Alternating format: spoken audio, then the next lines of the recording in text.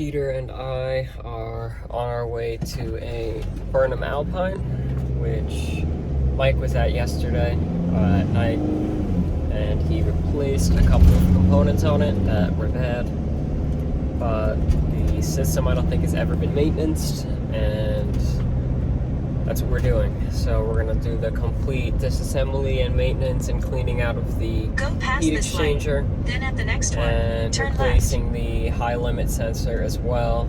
I believe it was jumped out.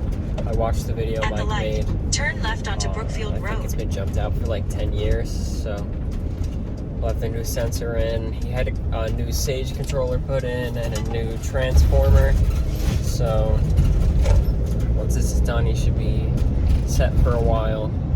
Probably going to be the best it's run in a long time, considering it was jumped out. Left onto Hungry Harbor Do the combustion analysis, dial it in if we need to. If needed to dial a few in. I don't know what it is that causes them to burn not properly anymore, whether it's vibration in the gas valve moving the adjustment screws, but we'll see what needs to be done and hopefully get a good video out of it.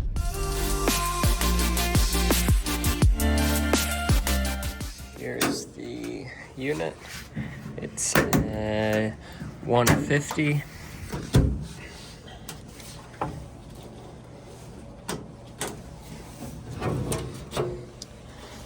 And the cover off, it doesn't look too bad, but where is it? Jumped out wire, this right here.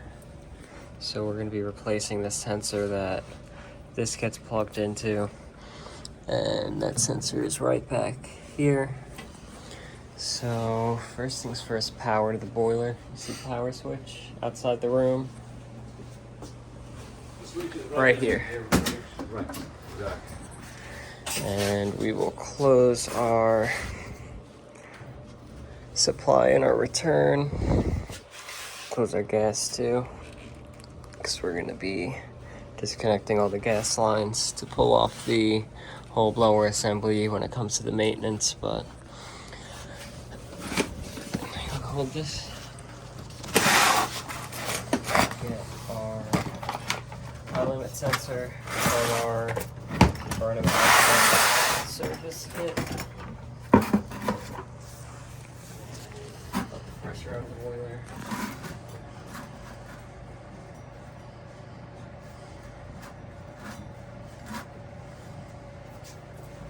Gonna stop the water to the house? No.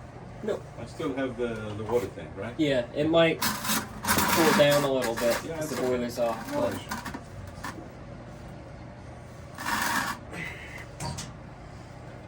that. And our pressure is still over that pressure gauge.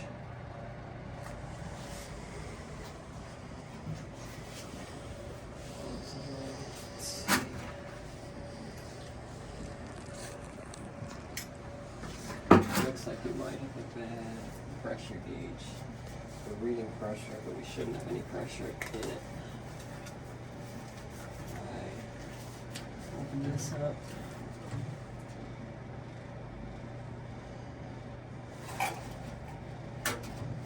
Nothing.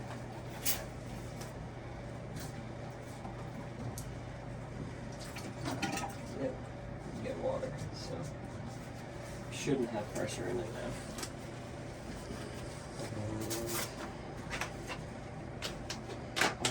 Do you want to grab Teflon and pipe dope? We have some Teflon and dope this. Okay, Peter's gonna get some Teflon and the pipe dope so we can get that all set up. But now, I'm gonna disconnect all of my electric.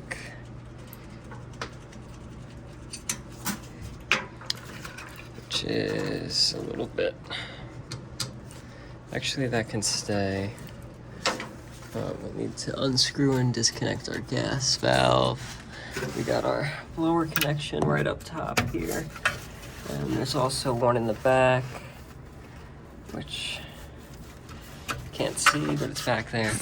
And now disconnected. And that should be it, besides the gas. The tool bag got all dirty yesterday. Somebody put a muddy, dripping water pipe on and got the bag all wet. Actually, I don't even need to take it off from there. Forgot I could take it off from right here. So our wiring is disconnected, and this could be pulled right off once we take off our screws. And we can work on disconnecting our gas, which is going to be just breaking this union.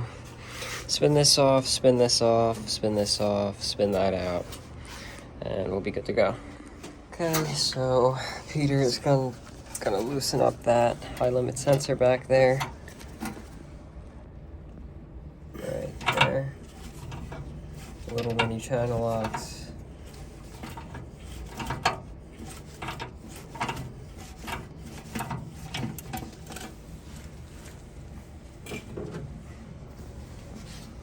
You're not going to get much water. You shouldn't really get any at all. Oh, close it. Put it on there. I don't want to drain the boiler completely. So now, let's see if you can take it off. Yep. Pop the new one in. Toss that in the bucket if you want or whatever.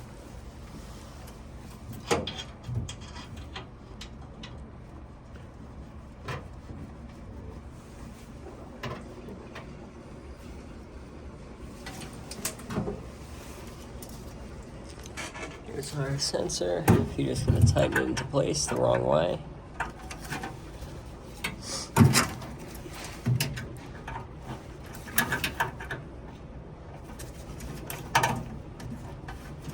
You thread it in, right? Mm-hmm. And it is brass, so you don't want to go nuts with it, but tight enough that it won't leak. Okay, and now he is using the Torx head to remove the flame sensor and the igniter as well, which is behind those wires.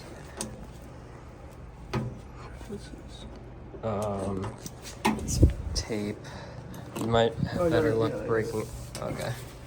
Yeah, that tape is annoying. Or not tape, paint. So make sure you don't lose those screws. Depending on the condition, we'll either clean or replace it. That looks very cleanable, so we'll clean that off. And we'll check out the igniter as well, which is right there. And if it's cleanable, we'll clean it too. But we'll replace the gaskets for both, the metal crush gaskets, because those aren't reusable gaskets. The other gaskets on this are reusable, and it's up to us to determine whether or not the condition is good. See our igniter. Just yank it out. It's not gonna, and that's definitely cleanable as well. So now I believe that is a 12, or maybe it's an 11. See if that fits on the nuts going around the outside. No. Maybe it's a 10.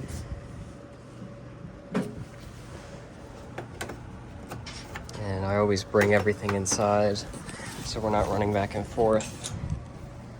Fit? Yeah, so we use an actual wrench. And put the extension on because it makes life easier. And he's going to loosen up all of these bolts going around the outside of the heat exchanger, and we'll pull the cover off and see how the inside is.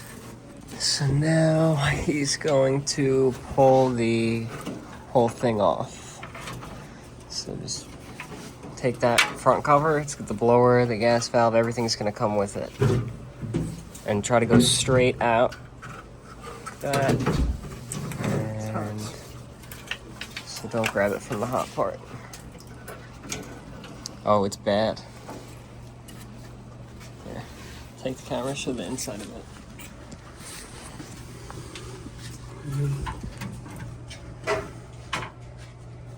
So that's filthy.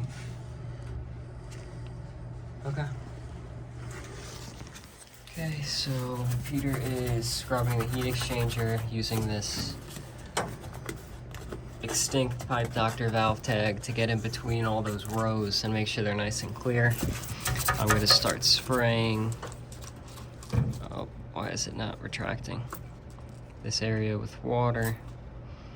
Once I get my spray bottle to cooperate, and it'll all rinse through here. We're going to pull that trap and clean it, and all this water that we're going to spray through is just going to fall right into this bucket. And we're also going to replace the neutralizing media. Okay, so I hooked up the hose into that drain off the domestic water, and we're just filling it with the water so we can use that to clean, and it's running right out. That way we can get this as clean as possible without using the spray bottle. And he is disconnecting the two white wire nuts to the white wires, which go to the float switch, and we're going to disconnect the pressure switch tubing too, and just kind of carefully maneuver that out without breaking it. I'd go front to back.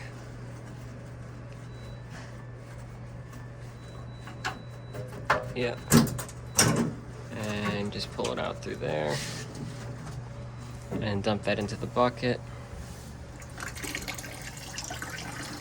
And I'm going to turn this hose on, and we're going to rinse water through it until it's nice and clean. Okay, so the burner cover has 5 screws here. The manual says 6, but there's only 5. And that's to take off this front plate. And I already slid off the refractory material.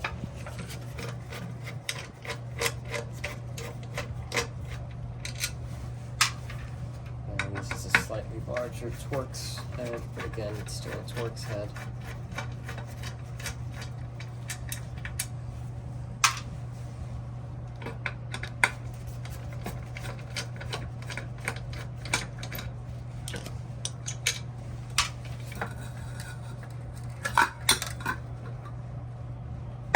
And we're left with just these 2 pieces.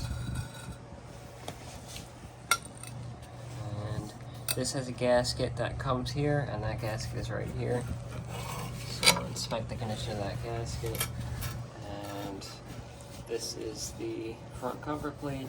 So we also inspect the condition of this gasket, which looks really good. It's not dry or cracked or anything. And we make sure that we brush this off very well with a plastic brush, because we don't want to damage the mesh. The mesh gets brittle over time. Can I see this? Make sure it's not wet, then it's not really going to brush anything off. It's just going to stick.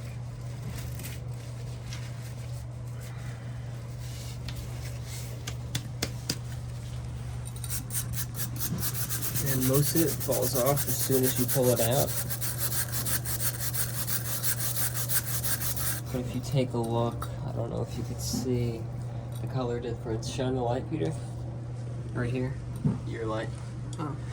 If you could see the line of where it's clean and where it's dirty.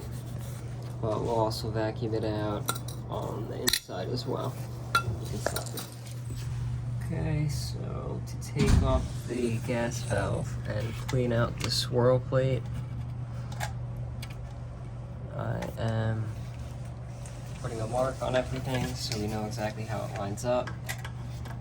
And we have 3 screws here.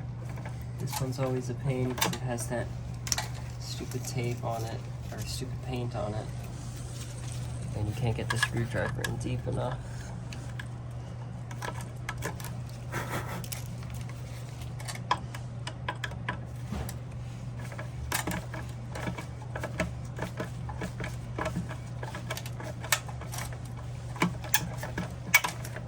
And there's one on each side. Stop it. Okay, we got our 3 screws out right here. And pulling off the swirl plate, and a little bit dirty, so we'll clean that off up there. And I know this lines up with that, but just in case, I'm gonna make another mark. Pop off this piece, again, pretty dirty. And this piece, which is decently dirty. This is also disintegrating. I'm gonna mark off a line. I'm gonna see if I have this piece, because with this disintegrating, I'd like to replace that. With the condition of this swirl plate, or whatever this piece is called, and this swirl plate, which has crack in it right there, disformation, and a few other parts of it are deformed, we're gonna have to order and replace these two pieces. Okay, so we're ordering a new swirl plate. We got everything reassembled inside the boiler. I am working on connecting the gas piping back together and removing all of the white Teflon tape from it. Because in New York we don't use Teflon tape on gas fittings.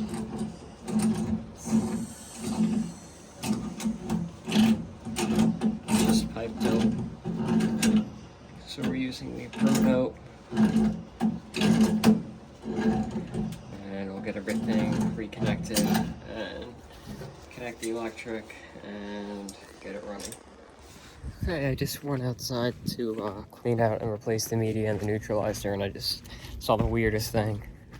It was filled with wood chips. It wasn't filled with rocks. I dumped them over in the bucket, but I'm gonna fill it up with the rocks and whatever it is, the limestone and minerals. But I'll get the threads cleaned up. I'll wrap them in Teflon so it doesn't leak, because there's a lot of gross stuff in it. And we'll get the unit up and running. Okay, everything's in place now. We cleaned out the inside as much as possible. This is all just rust spots. Cleaned off the sides, the top, around the boiler. Put the Taco cover on, put the AquaStack cover on, because we're off. And now we should be all good to fire it up. And we'll have to do a combustion analysis as well.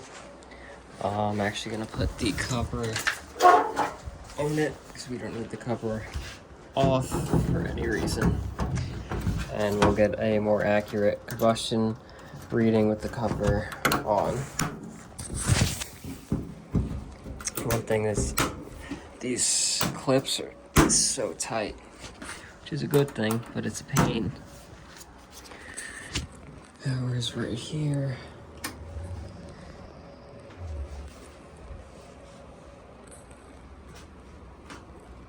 Initiate, and we'll let it go through its startup sequence, and we'll do a combustion reading with our, right where that temperature sensor is, with the testo, and we'll clean up our work area.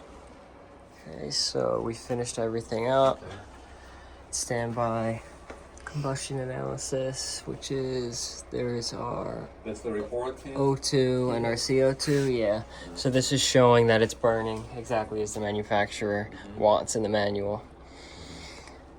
And cleaned off the boiler, and we're all good to go. Heading out, the whole time I've noticed he's got a different guy here for his AC. So I told him that we do AC too. Told him about the service contract. I'd love to do the AC for him, because if we're gonna do his plumbing, why not do everything? And we're good at it all, so I think he should use us. But that's gonna be it for this video. Hopefully you enjoyed watching. I tried to make Peter do more, because I have a hard time letting people do things.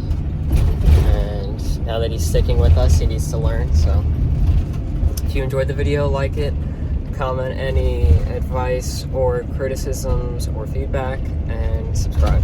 Thanks for watching.